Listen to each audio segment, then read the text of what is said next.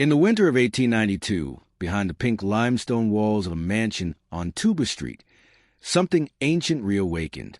Not just cruelty, not just power unchecked, but a method, a ritual, something passed down through silence, masked by civility, and written in the flesh of the forgotten.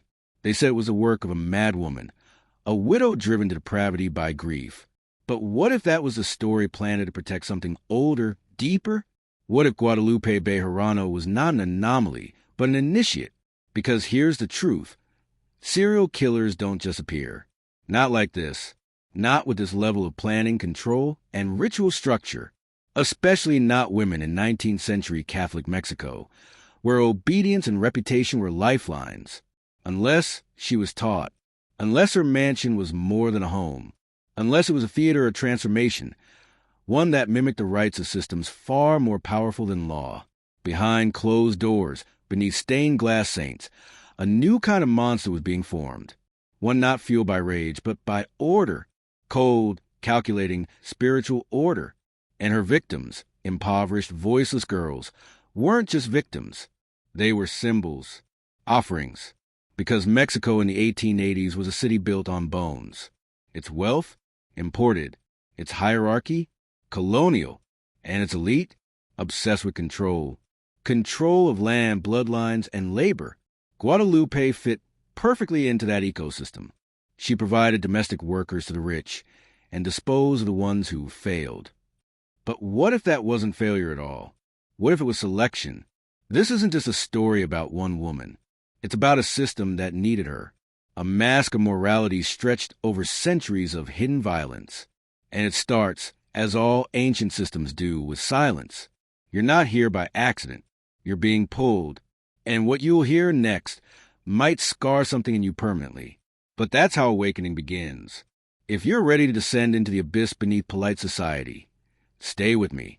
Because once you know what Guadalupe really was, you'll start seeing her reflection in every institution that claims to protect you. They called her La Terrible. But titles are tools, crafted after the fact to make monsters feel distant, to package evil in a way that feels impossible now. But Guadalupe Bejarano wasn't born evil. She was engineered. And the blueprint for her soul was written by the very institutions that pretended to condemn her. You see, Mexico in the late 1800s wasn't just modernizing. It was mutating. Under Porfirio Diaz, the state became a mirror of European aristocracy. Industrialization bloomed on top of starvation. Gas lamps lit cobblestone streets, while indigenous children vanished into alleys. The city glittered, but rot pulsed beneath. Guadalupe rose through that rot, a widow with a sharp mind, an impeccable reputation, and access. She was a gatekeeper between classes, the perfect mask for darkness. The elite loved her. The church respected her. The poor obeyed her. But she wasn't just exploiting desperation. She was transforming it, bending it, mutilating it, reordering it into something new, something compliant, something disposable. Her mansion wasn't a home. It was a machine. Every room, every hallway, every crucifix on the wall, a cog in her engine of dominance. She studied pain like a science. She used silence like a scalpel. Her victims weren't just tortured. They were erased, forgotten by design. But here's what no one asks. Where did she learn this? Because you don't build a system that efficient by accident. Guadalupe's methods, psychological deconstruction, ritualized punishment, alternating cruelty with faux compassion. Mirror techniques seen in intelligence programs decades later. CIA black sites, religious indoctrination, cult behavior. She was doing it before they had the language for it. Which begs the question, was she the origin or the echo? And here's something darker. The families that employed her services never asked why the girls disappeared. Why some never returned. Why others came back changed, silent, hollow, obedient.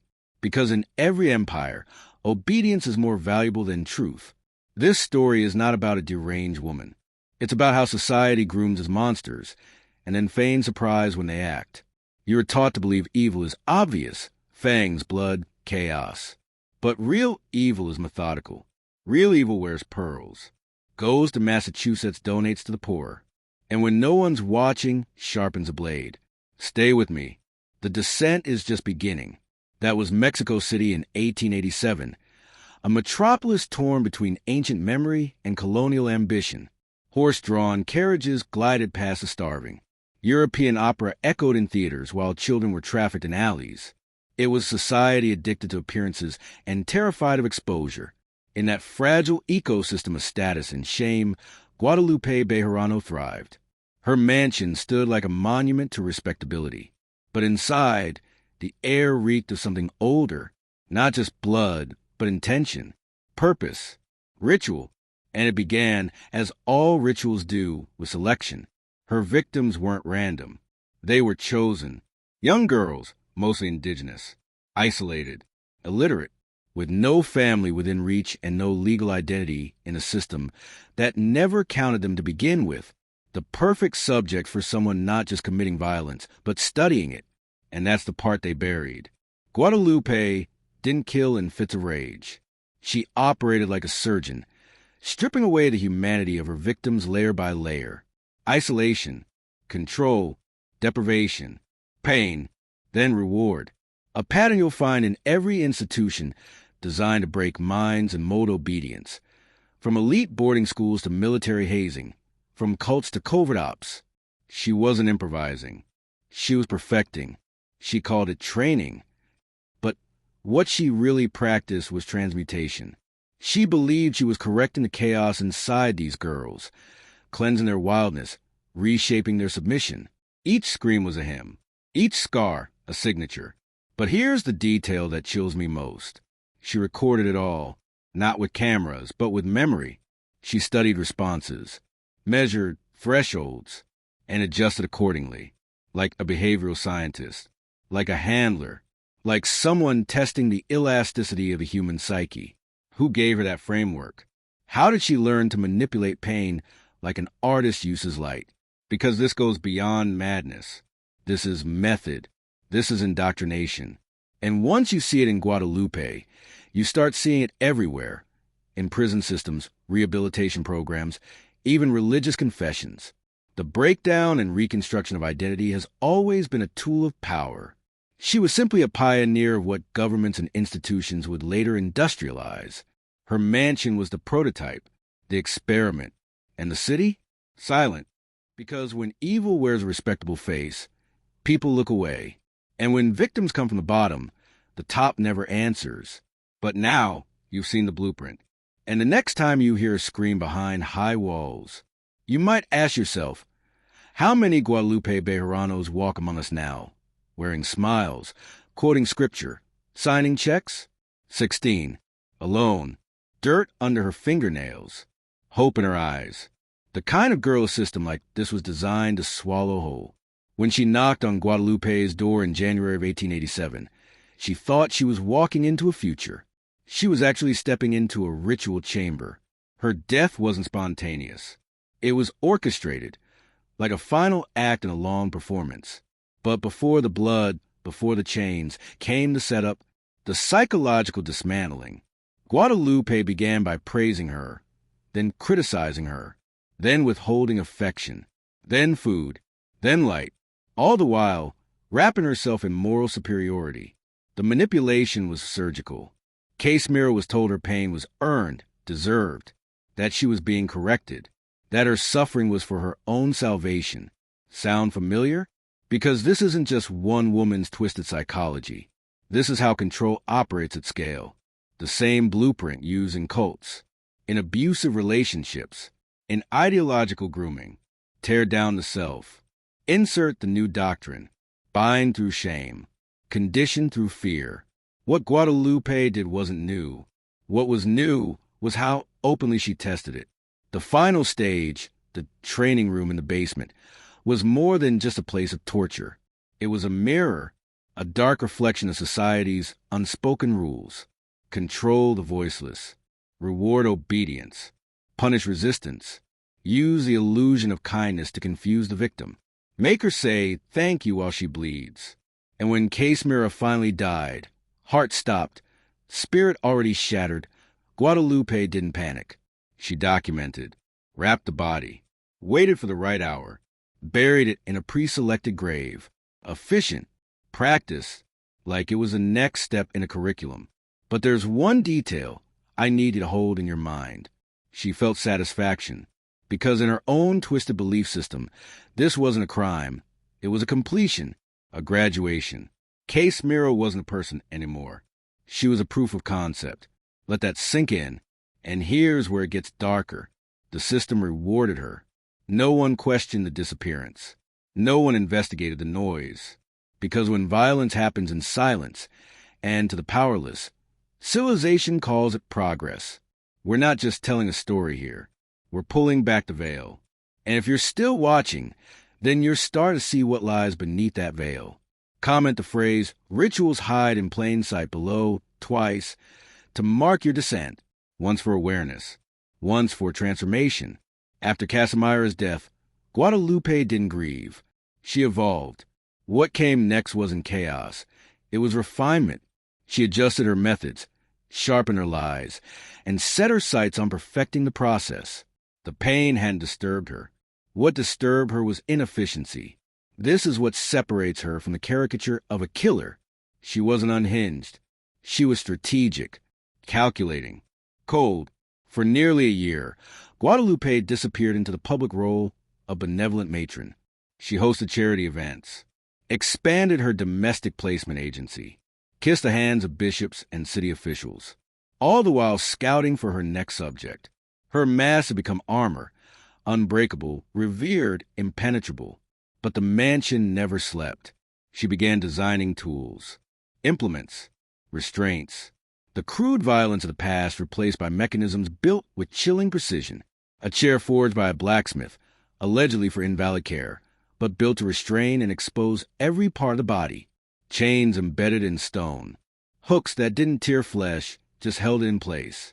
Efficient, controlled, repeatable.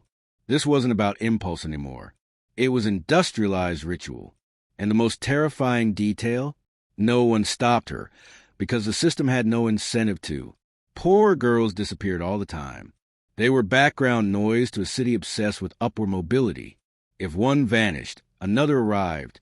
If one bled, another bowed. Guadalupe had tapped into a reservoir of disposable humanity, and society had handed her the bucket. Then came Elena Santos, 15, daughter of a farmhand, brought to the city by her mother, desperate to secure any kind of future. She walked into Guadalupe's mansion, believing she'd be serving tea. What she didn't know was that she'd already been chosen, not for her skills, not for her sins, but for her spirit. Guadalupe didn't just want victims. She wanted challenge, resistance, fire to extinguish, because domination is only satisfying when it breaks something strong. She watched Elena closely, the posture, the gaze, the hesitations. Then she began the slow descent, not with fists, but with words. Doubt, guilt, subtle corrections, shifting rules, praise withdrawn, sanity questioned, a system not just of punishment, but of unreality. And here's the truth most people can't face. Once a person's mind is broken, their body becomes a blank page. Guadalupe knew that.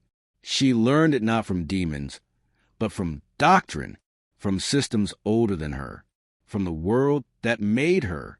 And now, so do you? Elena's descent didn't begin in the basement. It began with a smile. Guadalupe greeted her with warmth, complimented her manners, praised her posture.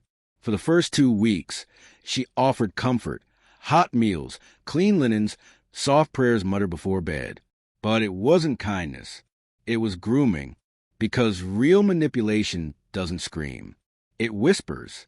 Guadalupe was building contrast, conditioning Elena to associate pleasure with compliance and silence with safety. And when she took those comforts away, the girl would chase obedience like a dying man chases breath. This is a method older than torture. It's indoctrination. One day, a task done wrong, a cold stare, a missed meal. Another day, a locked door, silence, a reminder she had no one. Then suddenly, a kind word, a reward, and just as quickly taken away again. This was not madness. This was a schedule. punishment, reward, withdrawal, confession, repeat, until the victim stops trying to understand and starts trying to please. It's the same formula used in re-education camps, in psychological warfare, in co-conversion therapy. Break the world apart, then rebuild it brick by brick, until the victim can no longer tell the difference between cruelty and care. Elena tried to fight back at first. She asked questions. She cried. She begged to leave. But Guadalupe had prepared for this. The other servants, silent, conditioned, broken. Aurelio, her son, drugged and unstable, a ghost in his own house. And outside those iron gates, a city that wouldn't notice if 100 girls vanished. Elena wasn't just trapped physically. She was trapped symbolically. She had been erased before the first bruise ever formed. This is how systems of control survive. They don't chain your body. They chain your perception. They make you doubt your memory, question your instincts, apologize for your fear. And the scariest part? You don't even realize it's happening until your name feels like someone else's. Until you flinch at your own reflection. Until your silence isn't obedience, it's survival. Elena was being reshaped, not into a servant, but into an offering, a sacrifice to the ideology Guadalupe served. Not religion, not tradition, control, and in her eyes, that made her a priestess. By the third month, Elena no longer looked up when spoken to. Her voice had faded to a whisper, her steps silent. She flinched when praised. She wept when touched. But the most damning sign wasn't fear. It was trust. That's what Guadalupe aimed for. Not rebellion, not rage, but loyalty, carved through cruelty. She wanted Elena to thank her for the suffering, to believe the pain was earned, that she was being cleansed. That's the final stage in breaking the soul, when the prisoner becomes the worshiper. Guadalupe had read religious texts obsessively, not for salvation, but for structure. She saw patterns in penance, in purification, in the way pain could be rebranded as growth. She twisted theology into a tool, taking language meant for redemption and using it for domination. Elena, starving and sleep-deprived, began to mimic her captor. She repeated Guadalupe's prayers, adopted her cadence, used the same phrases to justify her suffering. The body is the enemy of the spirit. Obedience is the path to peace. She punishes because she loves. These weren't just words. They were walls closing in. What Guadalupe created in that basement wasn't a prison. It was a theological machine, a black mass disguised as discipline. And here's what should truly chill you. Modern psychologists studying cult survivors would later describe the same symptoms. Learned helplessness, identity diffusion, trauma bonding. Guadalupe had no access to these sciences, yet she perfected the effects, because the method of control predates the study of it. It's a hidden inheritance of empire, religion, and war, refined through centuries of conquest and passed silently between the powerful. Elena was now compliant, but compliance wasn't the end goal. Submission was. So Guadalupe escalated. The punishments became slower, more symbolic. Elena was made to confess imaginary sins, to scrub floors that were already clean, to sing hymns in a tongue she didn't understand. It wasn't about correction anymore. It was about ownership. Guadalupe wanted to break Elena so completely that she no longer react to pain, but to absence. That without punishment, she'd feel lost. That the sound of Guadalupe's voice would be the only compass left in her mind. That's not insanity. That's programming. And what happens next? It doesn't just scar the victim. It replicates in the systems we live in today. Something shifted on the 94th day. Elena stopped crying, not because the pain had ended, but because something inside her had gone silent. The part that screamed, that begged, that remembered, had been buried. What took its place wasn't peace. It was stillness, a kind of emotional extinction. And for Guadalupe, this was victory. She had sculpted silence into a person. This was the moment she believed her work was divine. So she documented it. Guadalupe began keeping what she called La Biblia de la Correction, the Bible of Correction. a handwritten manuscript where she recorded each stage of Elena's descent, each punishment, each ritual act, not in the language of confession, but in the cold, clinical tone of a scientist observing a subject. She didn't see herself as a murderer. She saw herself as a theologian of pain, a spiritual engineer. The book outlined rules, stages, rebirth metrics. She wrote of Elena's internal death as a milestone, a holy passage from resistance to grace. She described her own hands as instruments of sacred will. This wasn't horror to her. This was scripture. And she wasn't finished, because in the basement under the floorboards were blueprints, literal blueprints, for an expanded chamber. She planned to convert the wine cellar into a chapel, not for wine and prayer, but for ritualized transformation. She wanted more subjects, a school of purification. Let that settle. Guadalupe wasn't trying to cover her crimes. She was preparing to scale them. This is where the story leaves folklore and crashes into modern terror, because what Guadalupe dreamed of looks eerily familiar. A place where individuals are broken, reshaped, and made obedient, where rituals mask cruelty, where doctrine replaces empathy, where silence is seen as peace, and pain is reframed as virtue. Sound familiar? This is the architecture behind abuse in every era. Boarding schools, asylums, labor camps, secret prisons. The names change, the uniforms change, but the method, the rhythm, the slow suffocation of the soul, it echoes. Guadalupe Bejarano didn't invent the machinery of control. She just stripped the mask off and called it holiness. And the worst part? She almost got away with it. It was a scream that shattered the illusion, not from the basement, but from the courtyard. A neighbor's child, playing too close to the estate walls, had heard it.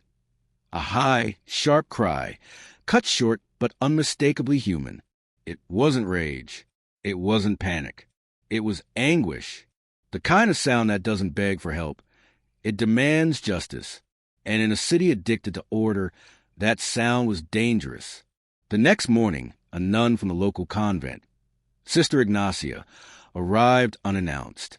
She'd worked with Guadalupe before on charitable boards and orphan placement committees. On the surface, her visit was polite, but beneath the rosary and habit was a woman trained in secrets, a midwife of confession, a silent observer of the broken. She sensed something was off immediately. The servants wouldn't meet her gaze. The air was thick with lavender and vinegar, the scent of both sanitization and rot. Aurelio, once a lively if eccentric boy, sat in the corner muttering phrases in reverse. And Guadalupe, smiling too much, speaking too sweetly, over-explaining. Ignacia didn't confront her. Not then. Instead, she returned the next day, and the next, bringing food, clothing, and eventually, questions. Guadalupe hated it. Her rhythm had been disrupted, her sanctuary invaded. The machine faltered, and Elena noticed. She began to test boundaries again, standing a little taller, making eye contact. One night, while cleaning near the chapel plans, she slipped a page into her skirt. It was a rough diagram, a sketch of the new penance chair. She hid it under a loose brick in the servants' quarters. This was the first crack, because systems of control aren't just destroyed by violence. They rot from doubt. Guadalupe sensed Elena slipping, so she accelerated. The punishments intensified. The rituals became longer, more theatrical. She read from La Biblia de la Correction aloud, forcing Elena to repeat her commandments. She wept not from cruelty, but from fear that her control was fading. Because that's the secret of tyrants. They don't fear rebellion. They fear irrelevance.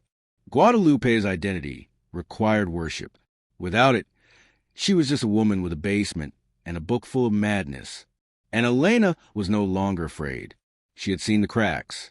And she knew if she could make the right sound, the right scream, the whole house would collapse. It was the broom that saved her.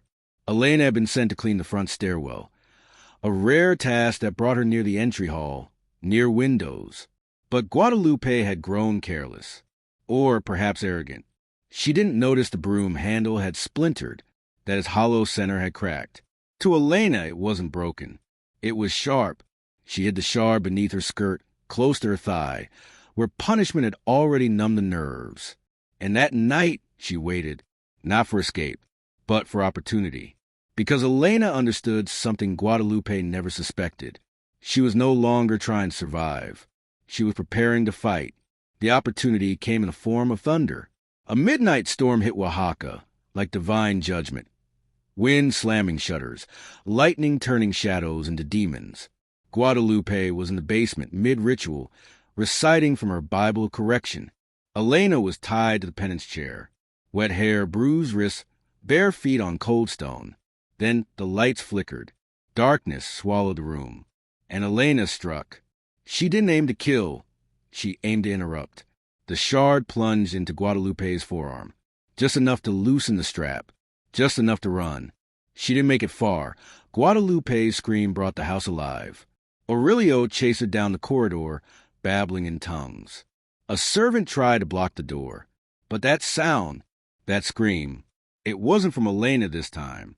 It was from Aurelio, collapsing mid-sprint, writhing in confusion. His face twisted in horror, as if he'd seen a ghost in Elena's eyes. Something broke in him. He began clawing at the walls, howling, shouting, "She's not dead! She's not dead!" And that was when Sister Ignacia appeared.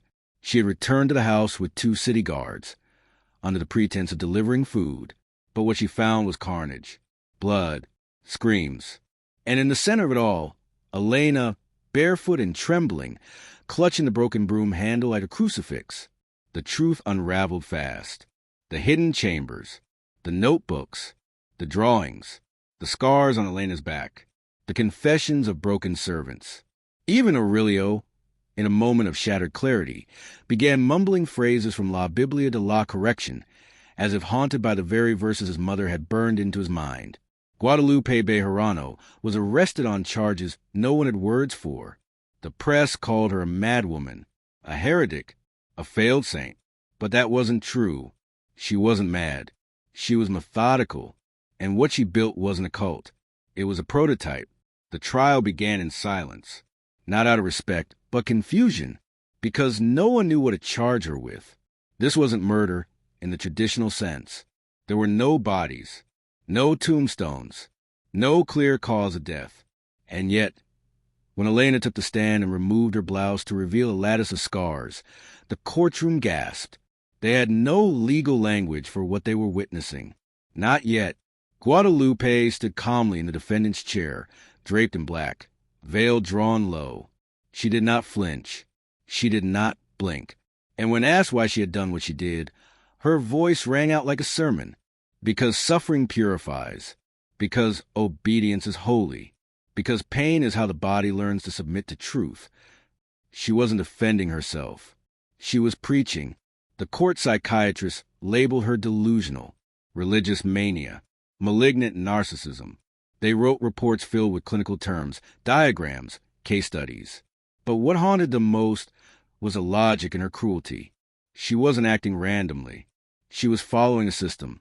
Guadalupe presented La Biblia de la Correction in court, not as evidence of madness, but as scripture.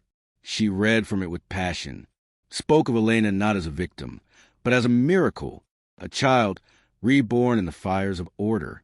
She called the penance chair her altar, the straps sacraments, the rituals necessary rebukes, and disturbingly, some began to listen, not agree, perhaps, but understand, because something in her voice, the conviction, the rhythm, reminded them of sermons they'd heard growing up, the quiet, creeping familiarity of control, disguised as salvation. And that's the most terrifying part. She didn't sound foreign. She sounded cultural. The judge, visibly disturbed, ordered the destruction of her writings. But by then it was too late. Copies had been made, transcripts leaked, whispered among the elite, passed like forbidden scripture in elite academic circles and underground convents. Because there's always someone looking to refine the old tools of power. Guadalupe Bejarano was sentenced to life imprisonment in La Castañeda, the National Asylum. But her ideas were never confined. They slipped through the cracks, mutated, took root, Elena was released, given a new name, a quiet life, but she never fully spoke again. And decades later, when modern interrogators in other countries would design methods of psychological compliance, they would rediscover rituals hauntingly similar to hers. Coincidence? Or just history repeating? In silence, they buried her body, but they never buried her blueprint. Decades passed. La Castañeda closed its doors. The building was demolished, the records scrubbed. Official history tried to forget the name Guadalupe Bejarano, but systems don't forget. Systems repurpose. Because what Guadalupe pioneered, the calculated deconstruction of the human will, became useful. By the 1950s, American intelligence agencies were experimenting with mind control under programs like Encultura. The Soviets had their own parallel projects: deep psychological conditioning, isolation chambers, forced obedience under religious pretense. And what they discovered, what took Guadalupe a lifetime of torture to perfect, they could achieve in weeks with the right stimuli. Silence, sleep deprivation, confession loops, religious guilt, pain paired with salvation. These were the methods, but the philosophy, the idea that suffering can cleanse, that the soul can be reshaped by orchestrated trauma, that was Guadalupe's gift. And don't think this stayed in the realm of espionage. Look at boarding schools run by religious orders, the ones reforming indigenous children. Look at conversion therapy clinics. Look at secret black sites used in modern counterterrorism. All use eerily similar patterns: isolation, confession, repetition of doctrine, ritualized punishment followed by forgiveness, and the slow, careful erase yourself.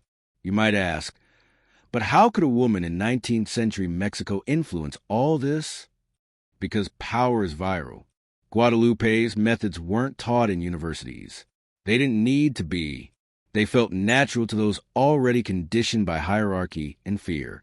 Priests, officers, interrogators, reformers, all found echoes of her Bible correction in the rituals they'd been taught since childhood. The names changed, the settings changed, but the structure, it remained. And that's the horror. Not that one woman could create such darkness, but that the world was ready to receive it. So when we talk about Guadalupe Bejarano, we're not talking about a serial killer in the traditional sense. We're talking about a prototype of spiritual fascism, of weaponized virtue, of pain repackaged as purity. And the scariest part? It still works. You see it in churches, not the fire and brimstone ones, but the gentle, modern sanctuaries, pastel walls, smiling sermons, healing spaces. But listen closely and you'll hear it. Pain has a purpose. God disciplines those he loves. You must be broken before you can be made whole. Sound familiar? Guadalupe didn't invent those words, but she weaponized them. And now they echo in the mouths of well-meaning pastors and therapists alike. Because when guilt is framed as virtue, when obedience is mistaken for growth, control becomes invisible. That's the genius of her legacy. It's not in the blood. It's in the language. Look at reform schools for troubled youth. Look at rehab clinics tied to ultra-religious groups. Look at cults hiding behind life coaching influencers. Each one repeats the pattern. 1. Isolation. Remove the individual from their support system. 2. Doctrine. Replace personal thought with pre-approved truth. 3. Ritualize correction. Frame punishment as healing. 4. Confession. Extract shame and reward submission. 5. Identity collapse. Reforge a person in the image of the institution. That's not accidental. That's design. And while Guadalupe's name may be absent from textbooks, her methods aren't. In fact, the absence of her name might be the most effective part of her manipulation. Because when history forgets the source of an idea, it can't recognize its return. Elena's story is not just a personal tragedy. It's a warning, a map, a case study in how a charismatic figure, cloaked in virtue and ceremony, can create systems of voluntary oppression. And the scariest part? We want it. People crave meaning, structure, a reason for their suffering. And in a world that feels chaotic, Guadalupe's model provides comfort. not through kindness but through certainty. The idea that every lash, every rule, every humiliation has a divine purpose. It's seductive. It's familiar. It's everywhere to SO when you walk past a modern healing center, or see influencers preaching spiritual discipline, or watch a child disappear into a program for correction. Ask yourself, are they being helped, or are they being reforged? They always call it something noble. Restoration Academy. Hope Haven. The Way Forward. Beautiful names, soft, uplifting, forgettable. But peel back the brochures, the Instagram testimonies, the before and after photos, and what you'll find is Guadalupe Bejarano's ghost, hiding in plain sight. Let's talk about one place. Agape Boarding School, Missouri. A Christian therapeutic boarding school for troubled boys. Promised discipline, healing, a return to moral values. What they delivered instead: forced isolation from family, public humiliation rituals, physical beatings disguised as corrective training, forced fasts, confessions, and scripture repetition. A silent hierarchy where resistance was met not with violence, but godliness. Sound familiar? More than 100 boys testified to abuse. Lawsuits, investigations. But the school stayed open for years, protected by faith exemptions in state law. Just like Guadalupe, whose own acts were excused at first under the shield of devotion. Or take Hephzibah House in Indiana, a faith-based program for teen girls. Dozens came forward saying they were shamed for their bodies, forced into solitary confinement, made to confess sins they hadn't committed just to earn meals, repeatedly told that suffering meant God was molding them, and if they resisted, they were told, "Your rebellion is why you're hurting." It wasn't punishment. It was divine instruction. Just like Guadalupe's doctrine. Here's the truth. She didn't die in La Castañeda. Not really. Her ideology metastasized into troubled teen programs, missionary schools, conversion camps, and reform centers. The faces changed. The robes modernized. But the model? Still intact. It's a system that reframes torture as care, obedience as transformation, and control as salvation. And the institutions that use it, often backed by faith, protected by loopholes, and operating in rural obscurity, don't need to kill their victims. They just need to reshape them. So ask yourself, when a child disappears into one of these programs, when they come back quiet, polite, eyes low, healed, what really happened? Did they find God? Or did someone find a way to erase who they were? Guadalupe didn't just stumble into evil. She engineered it. What made her different from common abusers was her understanding, instinctual or learned, of the psychological blueprint behind obedience. She didn't just inflict pain. She orchestrated it. And modern psychology would later confirm what she knew intuitively. You don't break people with violence. You break them with ritual. Let's dissect it. 1. Predictable pain. Unpredictable suffering creates panic. But scheduled pain, delivered at the same time, in the same way, for the same offense, builds a sense of inevitability. The victim internalizes the punishment. They start punishing themselves before you even lift a hand. Guadalupe timed her rituals. She used clocks, bells, even prayers to frame the pain. That consistency makes a cruelty feel like order, like justice. 2. Confusion followed by clarity. Victims were often deprived of sleep or food before they were taught. This created mental fog, vulnerability, and a desperate craving for meaning. Enter La Biblia de la Correction. By offering structure after chaos, Guadalupe positioned herself as savior. Her doctrine was not just instruction, it was relief. The abuser causes a fire, then hands you the map to escape, and calls it mercy. 3. Language as leverage. She redefined the terms. Punishment became discipline. Screaming became confession. Straps and bruises became sacraments. Submission became spiritual rebirth. This is what psychologists now call loaded language, a tool used by cults and authoritarian regimes. Once you change the words, you change the meaning. And once you change the meaning, you change the mind. 4. Reward loops. Guadalupe didn't just torture. She rewarded. Praise, a kind word, a gentle touch, after a beating, creates trauma bonding. Victims begin to crave the approval of their abuser. This hijacks the brain's reward system. The same way addicts chase dopamine, victims chase affection from the source of their suffering. It's not submission. It's dependence. And here's the most chilling part.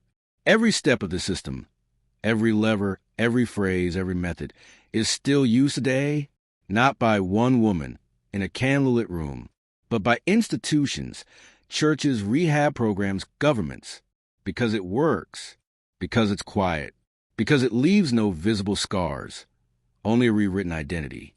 Guadalupe Bejarano didn't create a cult. She created a template. And unless we recognize the steps, we will walk them again. It no longer needs a dungeon. It doesn't need a rosary. It just needs a ring light and a following, because Guadalupe's system, the architecture of obedience, has evolved. Today, it wears yoga pants. It speaks in soft affirmations. It posts daily on Instagram, and it calls it self-healing. Let's be clear, not all self-help is toxic, but some of it isn't help at all. Some of it is psychological warfare, polished, monetized, and designed to create lifelong dependence. You've seen it. You're not healing because you're not surrendering. Pain is a sign that you're resisting growth. If you feel triggered, it's your shadow self begging for more discipline.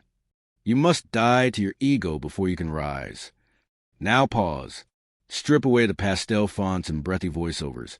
And what are you left with? Guadalupe. Modernized. Monetized. Mainstream. Let's break it down. 1. Pain framed as progress.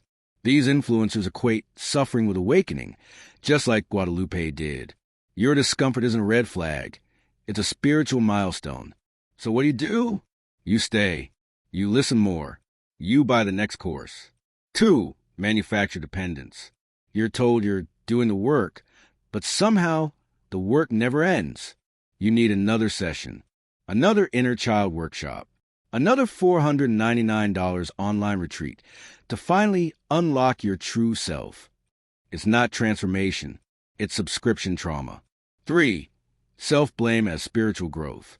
If you question the process, you're resisting your higher self.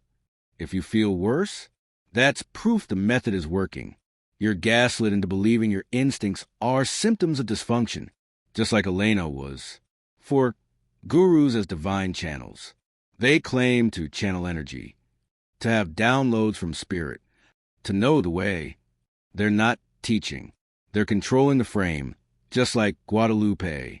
And you're told to surrender. Here's the horror. It feels empowering. It looks like freedom. But in reality, it's compliance with better branding.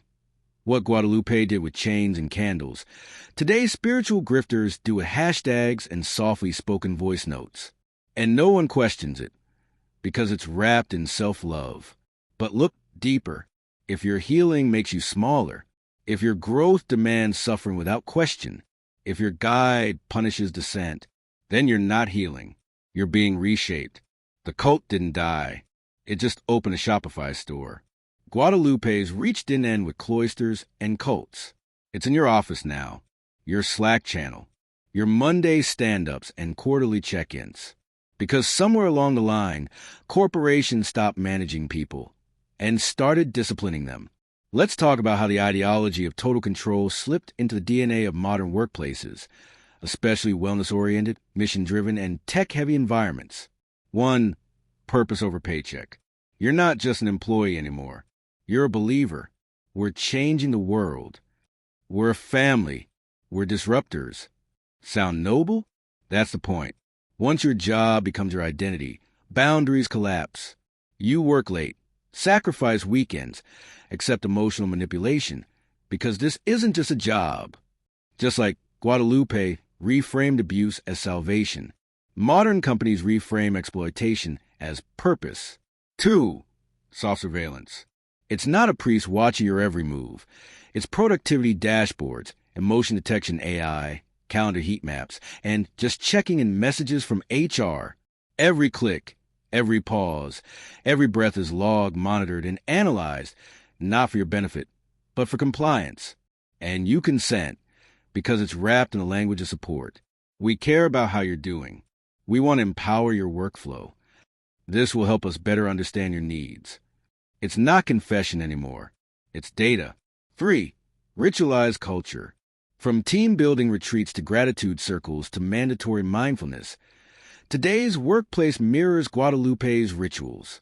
Daily affirmations before work, public praise and shame in company channels, loyalty tests disguised as culture fits. The point isn't your well-being. It's the program behavior. Smile, thank the mission, ignore the voice inside that says, this isn't okay. 4. Emotional gaslighting. Speak up about burnout. You're not being a team player. Question leadership. You're not aligned with the vision. Dare to leave. You're abandoning the family. This is weaponized positivity, a tactic Guadalupe mastered. It reframes pain as a personal failing, not a system flaw. You are depressed. You're just not grateful enough. Here's the brutal truth. Guadalupe didn't need modern tools. She had shame, fear, language. Modern systems have all three and algorithms. And the corporations absorbing this ideology, they're not sinister on the surface. They give you kombucha mental health days and branded water bottles. But underneath, they're perfecting what Guadalupe started. A system where loyalty is everything, dissent is sin, and obedience is rebranded as wellness. Most stories end with death. But Guadalupe's story? It's splintered into blood, into myth, into whispers. They say when she was finally caught, Guadalupe left no confession, no final sermon, only a series of handwritten notes, written in code, sealed in wax, and distributed to her spiritual heirs. Who are they? No one knows for certain. But there's a name that keeps surfacing in old police files, in buried academic journals, and even on dark web forums. Bejarano. The surname didn't die. It just mutated. 1. A hidden heir. In the 1940s, in the outskirts of Guadalajara, a psychiatrist named Mateo Bejarano began conducting experimental empathy studies on orphan children. He claimed it was for science, but his techniques? Isolation cells, mirror punishments, cyclical reward pain sequences. He never published his findings. But one of his surviving patients, now in her 90s, said this. He told us pain was a prayer, that to suffer was to see clearly. Sound familiar? It should. His personal library contained a single hand-bound copy of La Biblia de la Correction. 2. The Cult of the Algorithm. Fast forward to 2011. An anonymous developer using the alias LB Descendant began publishing a series of behavior modification tools online. Open source, free, and stunningly effective. One app in particular, MirrorMe, gained traction in early productivity communities. It used camera input, facial microexpressions, and AI-driven prompts to train emotional regulation. But users reported strange effects. A tendency to self-punish when failing tasks. A growing dependence on positive feedback. A subconscious fear of deviating from routine. A leaked update revealed internal tags named after Guadalupe's original discipline rituals. Sacrament correction, obedience pattern. Coincidence or evolution? 3. The digital doctrine. Guadalupe believed in manual control, but her descendants? They understood something even darker. Why hurt a body when you can program the behavior? Imagine, no beatings, just behavioral loops. No chains, just interface dependencies. No sermons, just daily affirmations algorithmically timed to reinforce submission. It's not folklore. It's happening. In apps, in mindset groups, in digital therapy rooms with no accountability. And somewhere behind it, always a trace of Bejarano. This isn't a ghost story. It's a legacy of method, passed not through love, but through a blueprint of control that evolves with each generation. Guadalupe's blood may have died, but her pattern, it replicates. They said she died in 1881.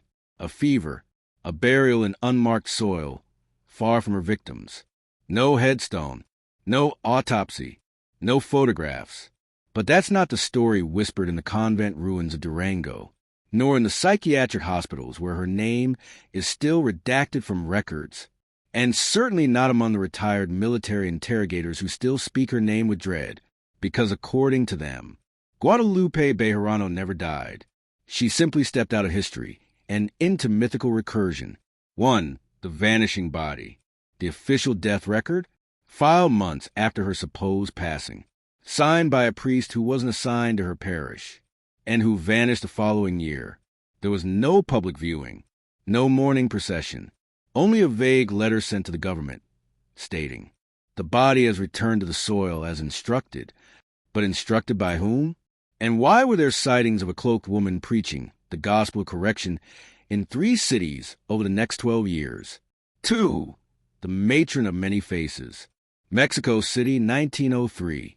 A private girls' school burns to the ground. 23 students perish. The sole survivor recalls a severe woman who made them chant while the fire spread, something about sin, smoke, and redemption through flame. That woman was never found. But the survivor sketch? It matches the only surviving photo of Guadalupe's sister. Only, Guadalupe never had a sister. Or did she?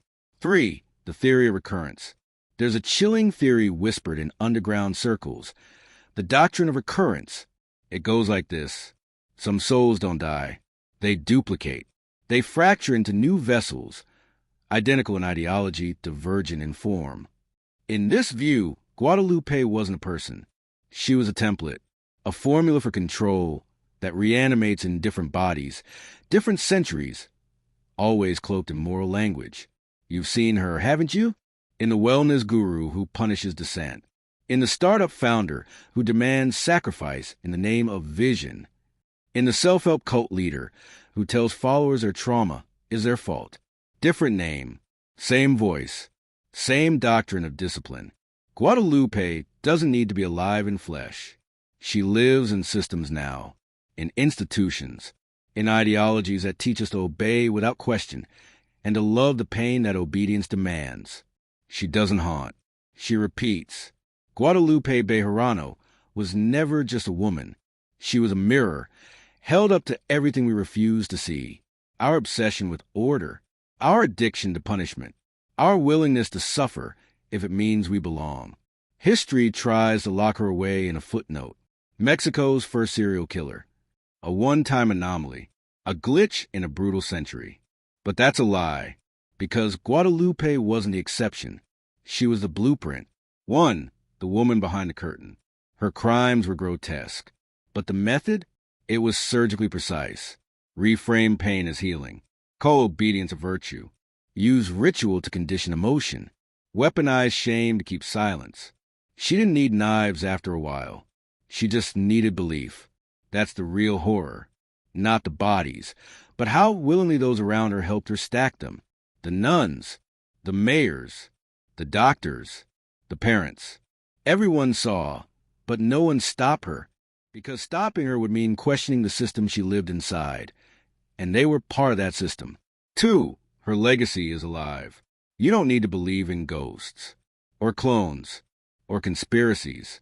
You just need to ask one thing. Why do systems that hurt people keep surviving, even when we know better? Guadalupe lives in the coach who humiliates to build character, the boss who overworks in the name of vision, the parent who beats for your own good, the school that shames instead of teaches. We say we've evolved, but her philosophy, that control is love, pain is purification, and obedience is moral, it still whispers through every institution that demands unquestioning loyalty. 3. So what do we do now? We see her. That's the first step. The next, we interrogate the systems around us. Why do we let certain voices define morality? Why do we fear disobedience more than we fear cruelty? Why do we punish those who question and reward those who comply? Because if we don't ask these questions, if we don't challenge the machinery of normalized harm, Guadalupe wins. She doesn't need to rise from the grave. She just needs us to keep obeying. The final line. You were never supposed to know her name. That's why they buried her story. But now you do. So ask yourself, how many Guadalupe Bejaranos are still alive today? And worse, how many of us are helping them without even realizing it?